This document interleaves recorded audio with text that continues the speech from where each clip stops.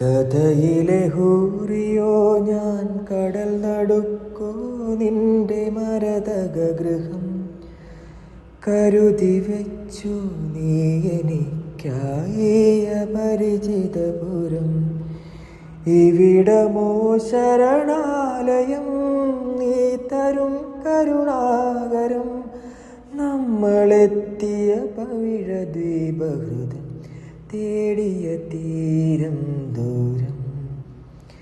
തീരമേ തീരമേ നീറുമല കടലാഴമേ ദൂരമേ ഹൃദയദ്വീപിലുദിച്ച ശൂണരൂപനിൻ സൂര്യനെ തീക്ഷ്ണമായി പുൽകകിരണകരങ്ങളാൽ ഇവളെ നീ